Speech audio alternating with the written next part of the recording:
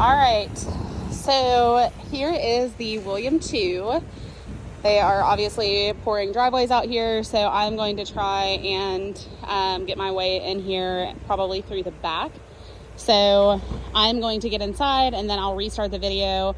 I do want to show you also, so here is the William 2. I would never typically do this way, so I apologize. I know it's going to be kind of hard to remember or put things together, but I'm going to go ahead and get the front of the Ivey as well, because they just poured this driveway too. So actually I can go in through the front. So let's start with the Ivey. Here is the Ivey floor plan. I'm going to go around the other side, that way you can get a good look at it. They've just poured the driveway on this one, so exciting news.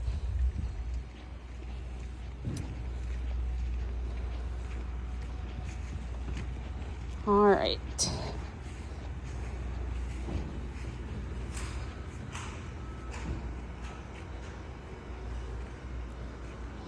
All right, so on this one, you can obviously see you've got a covered front porch, much larger than any of the others that we are looking at.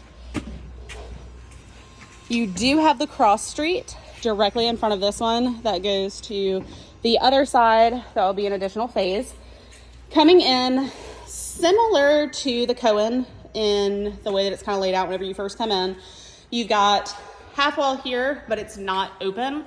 So it's completely closed off and you've got a huge 2-story area. So you can see here, hallway that walks all the way down. And then to the left, you've got kind of a flex room. So in a lot of the new construction homes, they have the front room that can be used, typically be a dining room. One of the things that's really hard with them is it's hard to make it into something else. This room, I think, really has the ability to be used as far more. So if you wanted to make it an office or something like that, it's too easy to either case this in, put a barn door, or whatever. So that is one huge plus about this floor plan specifically, is it does not scream dining room. To the left, you've got your laundry room. So downstairs laundry on this one. And then this is what will be your pantry, much shorter. It's not as deep as the Cohen. And then you walk into your living spaces on the back of the house. Love many things about this one. So your kitchen is going to be back here. Of course, you've got your sink that will overlook the backyard. Of course, stove, microwave, and then your fridge is going to be over here on this side. You are going to have an island as well. You've got a little nook over here for some space. And then, of course, this here is going to be kind of like your dining space, your eat-in dining space, which would fall technically right underneath this light. And then a huge living space. So the living room on this one is massive. It's very interesting because I feel like typically with it being separated, it would not feel this big. It's huge. So that is one of my favorite things about this floor plan, is just the size of this living room. I feel like furniture now is getting bigger and bigger again. And so it's sometimes hard to find spaces that will fit a large sectional. Of course, your backyard. This backyard is going to be a little smaller than the others. So here's the retention pond that you saw previously. You can see markers on this one. So there is one marker at the tip of my finger, and then you've got another marker right there. So a little bit smaller, but still a good size. You can see the main road. So if you look directly through there, you're going to see the main road. Don't know if that bothers you. Figured I would mention it just in case. But this is a big loop, obviously, with the name. So the house that I just looked at, the Cohen, is right there. So you can see it right directly through there. So back of the house obviously does not have any covering on it. And it is, somewhat close to the others as well. This floor plan is going to have more of a square backyard, where I feel like the other ones are kind of at an angle. Half bath here. So you're going to have toilet and vanity It's small, it's tight, but obviously, you know, it's just for guests and to have access downstairs.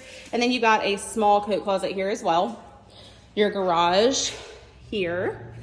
And then I'm gonna take you guys upstairs.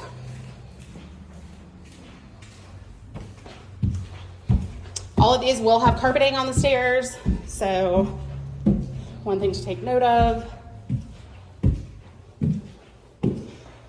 All right, so you come up to small little landing here. To this side is going to be all your bedrooms. Master is going to be behind me.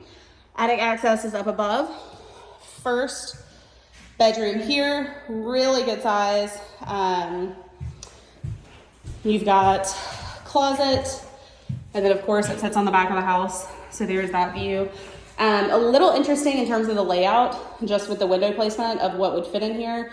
But I do think that you could fit a full or even maybe a queen here with one nightstand. And then you've got plenty of room over here for dressers as well.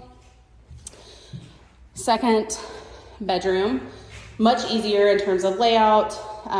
Could easily fit a queen, 2 nightstands on that wall. Here is the side window as well. And then closet. Another huge thing to mention is they are not going to put sod in the back of these yards.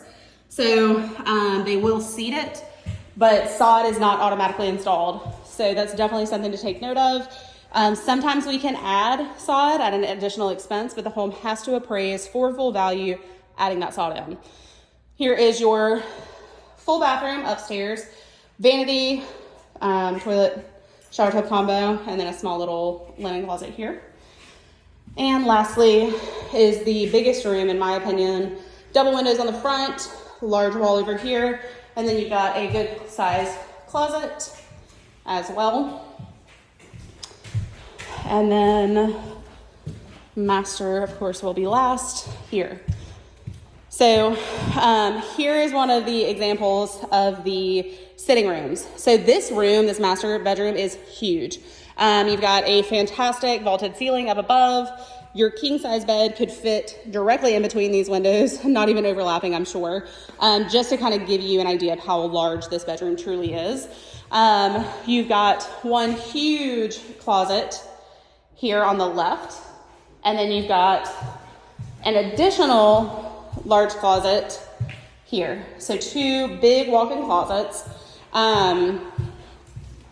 One nice thing about this floor plan specifically is the way that this little sitting room is laid out. I think there's a lot more options for it than many of them. Sometimes they're kind of awkwardly laid out, so you can't really, you know, close it off if you ever wanted to use it as an office or a nursery or something like that. I think that this one does have the capability of having far more options and potential in terms of using it for different things. And then your bathroom. So bathroom is definitely much smaller on this one. You've got stand-up shower, double vanity here, soaking tub, and then your water closet, which is going to be here. So once again, this is the Ivey floor plan in Paxton Hill.